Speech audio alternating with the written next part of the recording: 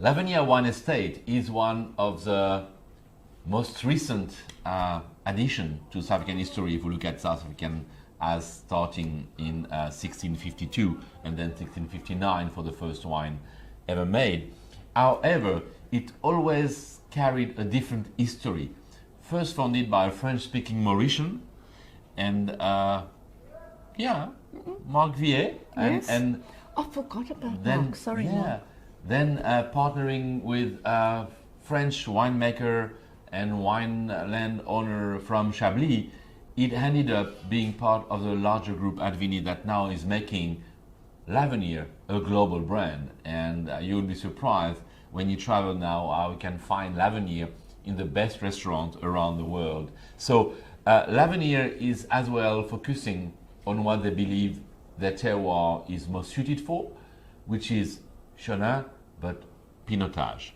Pinotage became extremely big on the portfolio of Lavenier, and we have the Provenance Pinotage 2019. How does that reflect? And Provenance in French means like where it's coming from. Is that is it the same in English? Yes.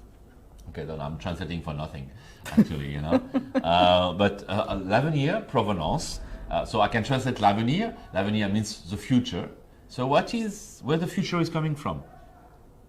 Right. Right. So it's another lively and bright Pinotage in the lineup bright. that your tasters maybe can get. It's really nice. It's a 2019, but the colour is still quite cerise, quite fuchsia, so it's still quite young with a lot of blue in it. The nose, you know, when we initially poured it, I had this hint of smoke, but that's blown off now, and I'm getting really a lot of fynbos. I'm getting a lot of the flowering fynbos, but then also a lot of the non-flowering fynbos or scrub, along with mulberries and plums. So that's to be accepted. And then very subtle spicing. And again, nice spices in that they're not vanilla sweet. It's just more your cooking spices, not your baking spices. On the palate, it's quite tangy.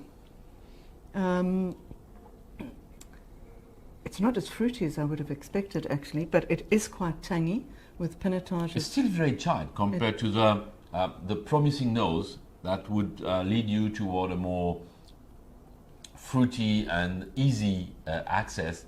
The palate is more restrained, but actually longer.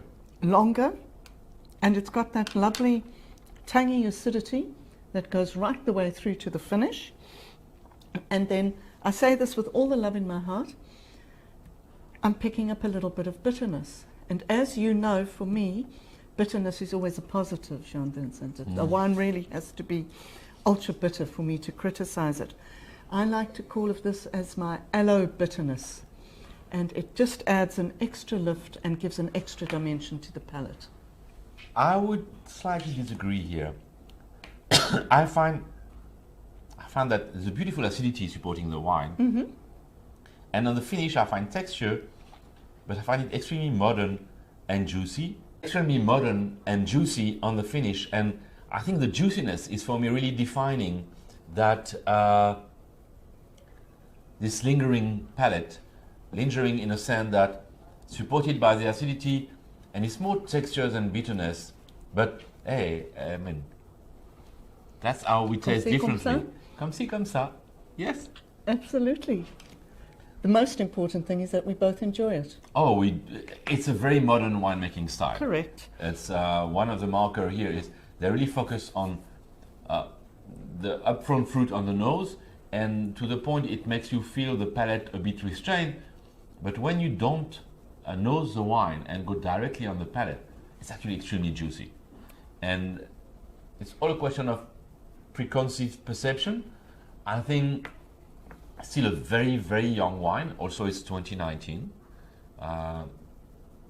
It doesn't have obvious or overwhelming use of oak at all. Great restraint in the texture. there. It's very well what we call élevage.